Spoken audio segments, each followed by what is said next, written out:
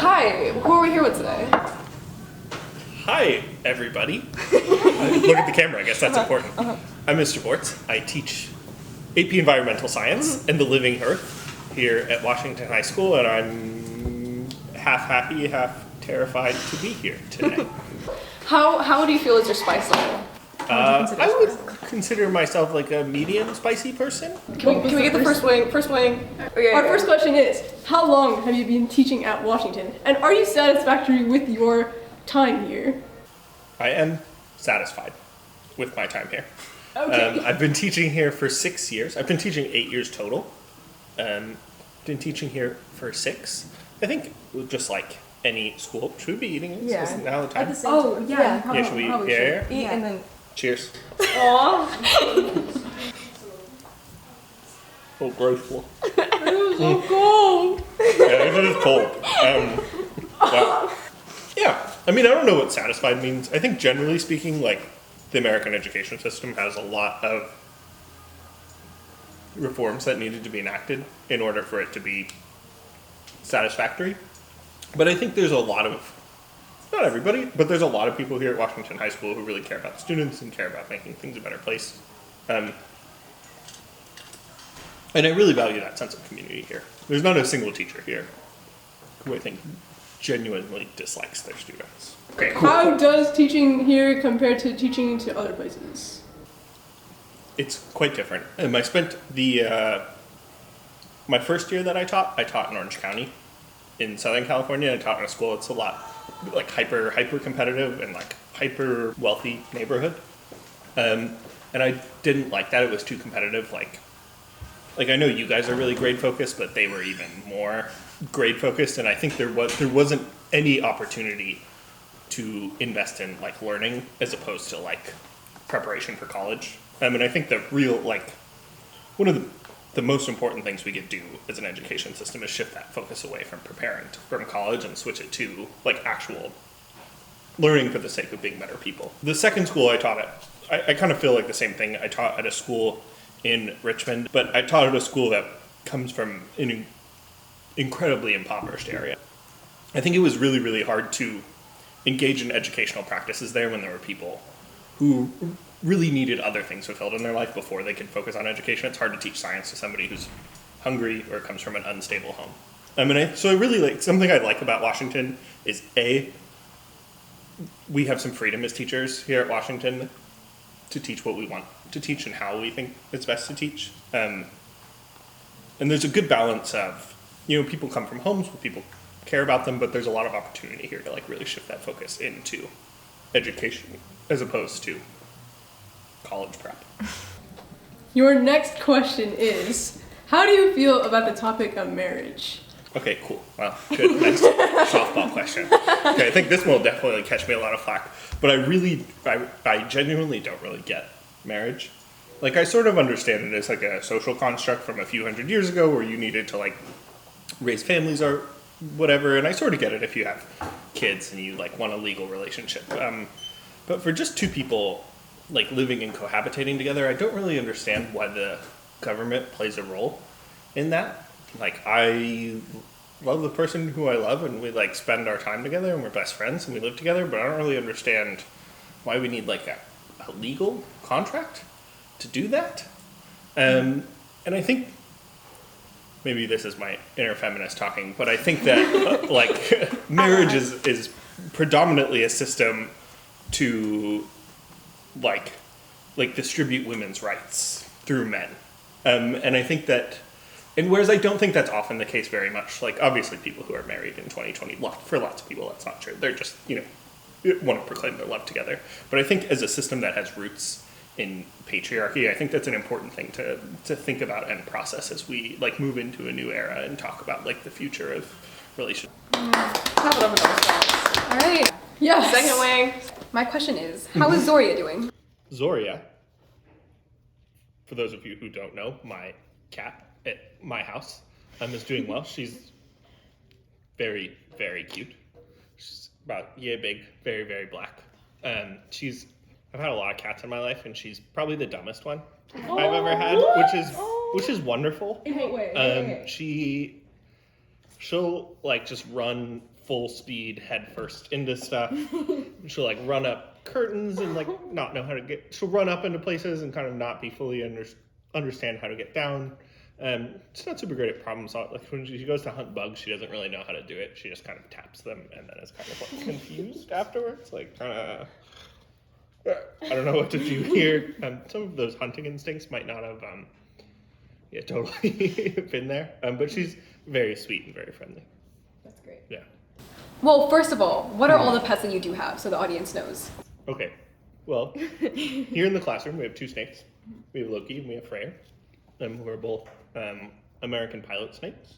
And then at home, I have a rosy boa, which is another snake, native to Arizona.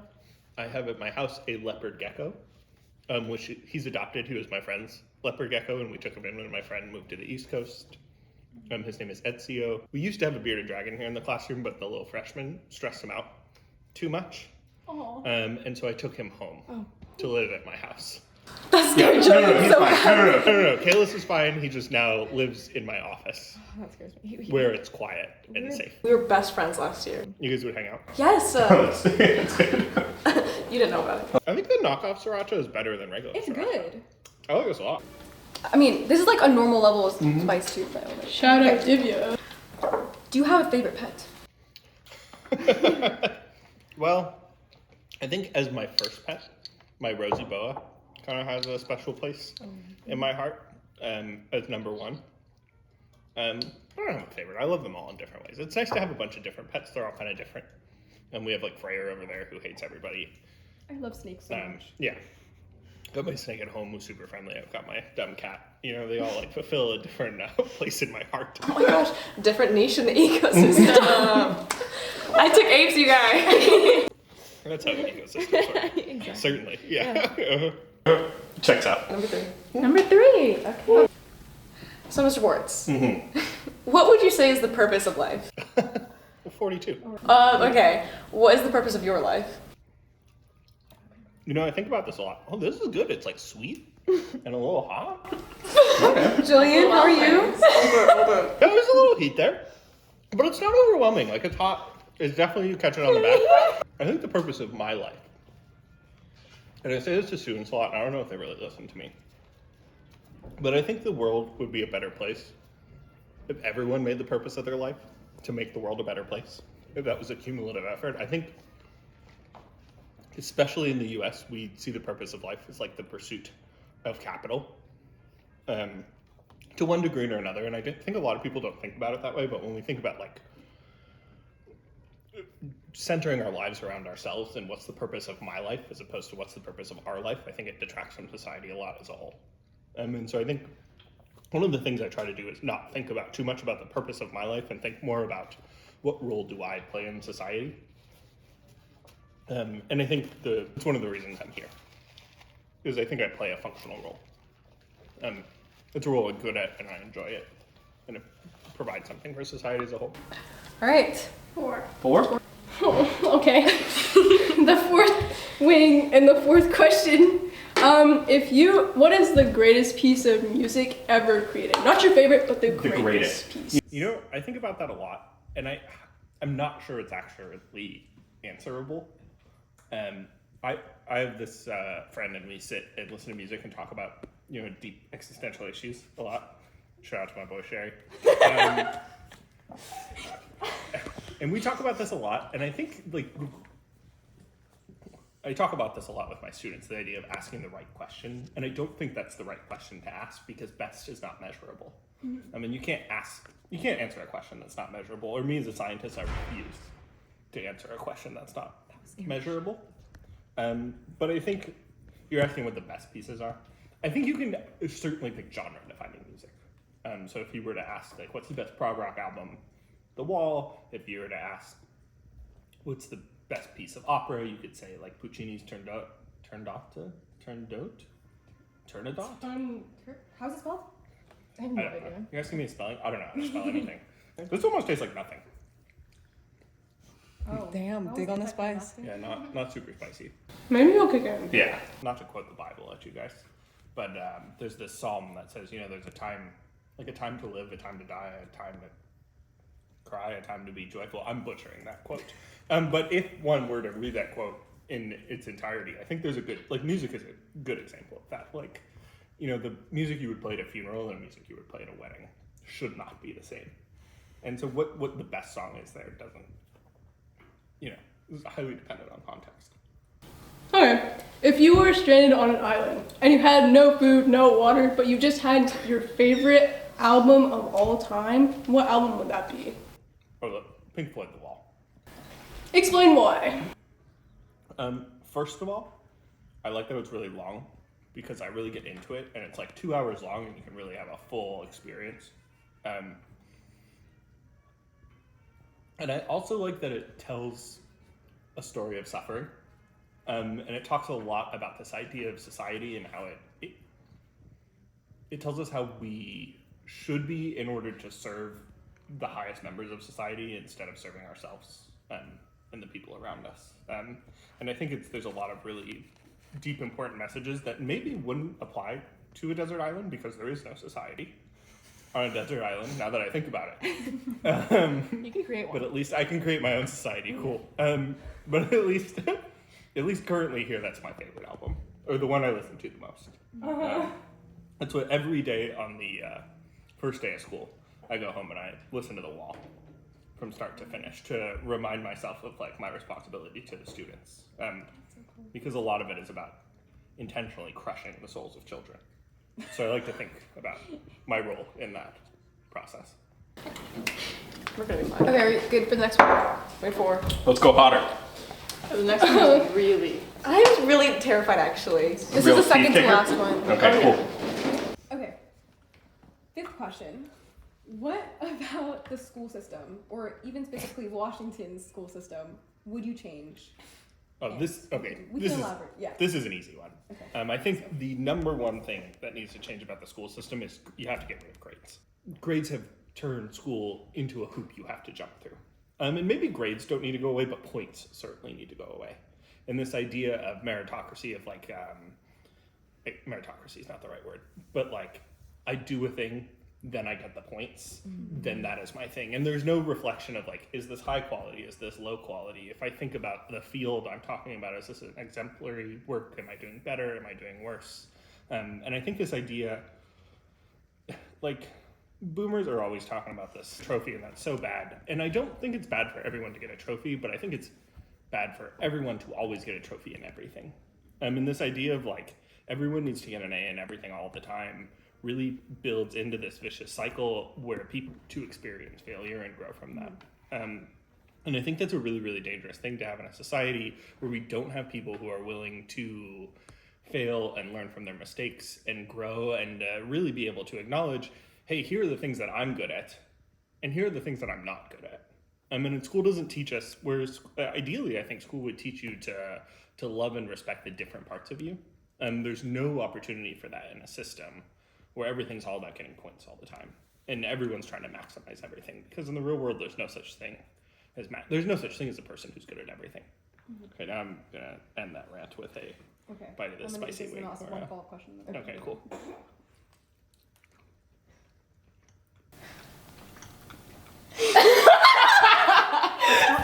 Oh. Yeah. Wait, what the hell? It hasn't hit me yet. What's going on? It's building for me. Oh. It's in my throat. I like this though. Oh, okay, I lied. Yeah, this tastes like spicy. I wish I wasn't wearing a jacket right now. Yeah. Okay, it's fine. There's this See my bib. Oh my god, Shruthi, are you gonna be good? I'm good. I feel like I'm expecting it to kick, and because of that, my ear hurts. It's just my tongue. Okay, sorry, can I ask a follow-up question now? Okay. Right, so how would you change the system? Like, what would you do? What is your ideal system? getting spicier. Yeah. Like every second this gets hotter. Yeah. Like over time, We have no my purpose. ear hurts. We have no reason. Aren't you as the interviewers supposed to be staunch? Wow, this is getting spicier. Absolutely. Yeah, I'm saving the milk for the last one though. Yeah, I don't want to drink. Nah, maybe I we'll don't go wanna for a drink sip of milk. period. I'm not gonna milk. I'm so happy. That helps. Okay. I've actually found it quite hard So as a scientist, I rely a lot on experimentation and testing. Like what makes sense in theory doesn't always make sense in practice. But I find that it's hard to test in a system where kids are really, really used to a specific thing. Sometimes introducing new things into the system doesn't work.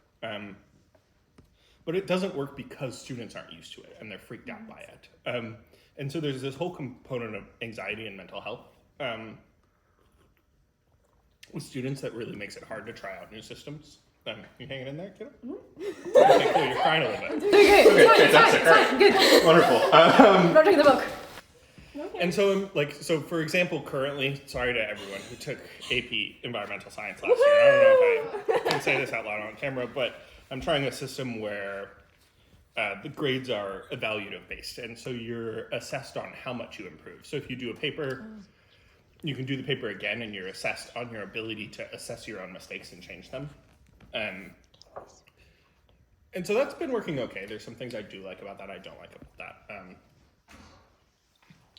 But I really think that the system needs to be addressed as a whole instead of being addressed piecemeal.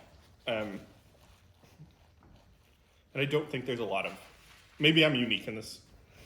I don't talk to other teachers about this very much, and maybe I'm unique in thinking that, but wow, that's still going. I'm doing great. Yeah, me too. Yeah, I think that's something that certainly needs to be addressed kind of holistically. And it needs to be addressed with the colleges too. Oh, because the way the colleges look at grades is doesn't make any sense anymore. Or you guys like I'm not saying this disparagingly towards you guys because you're teenagers, but you guys don't understand why and how you should go to the colleges you really should go to. And so a lot of times you guys are all aiming for Stanford when for a lot of you Stanford would actually be a terrible place for you to go.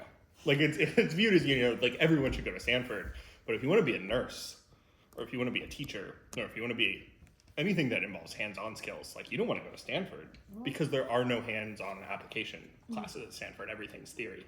And so if you want to be a computer scientist, like computer science, I think is a good example because it's more of an academic, it's like a prestigious job.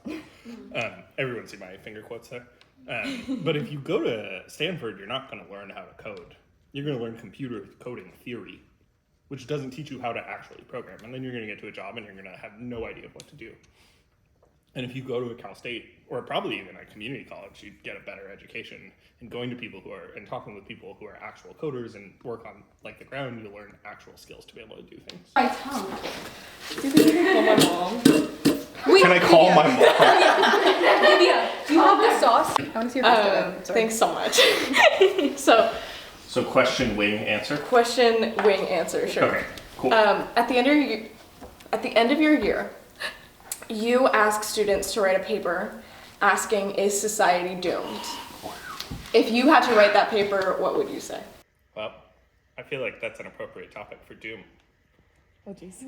Here we go. Okay, good luck. I'm going for this one. I'm not trying to get this stuff on my fingers. Oh, you have it on your finger. Okay. All right, to doom? To doom.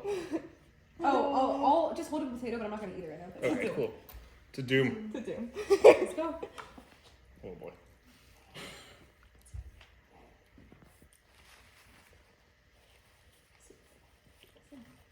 That tastes bad. And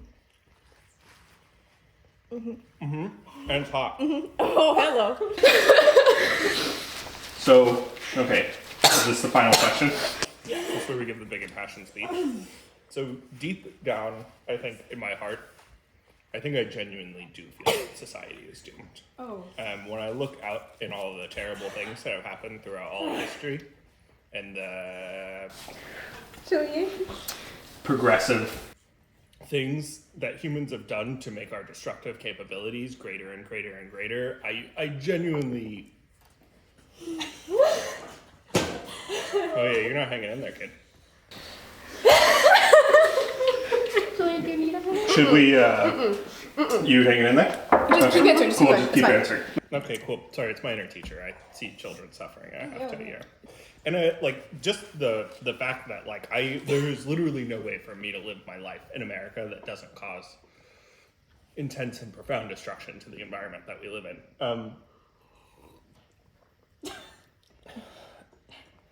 And whereas I see ways easily that humans could turn society around, when I talk to kids, so few students I talk to genuinely have a passion for making the world a better place. And that particularly, prior to being a teacher, oh, this is really spicy. I genuinely felt that the thing that we needed was just to show kids how to help, because people want to help. But the longer I teach, the more I find, and I guess I'll be personal here, the more and more I find that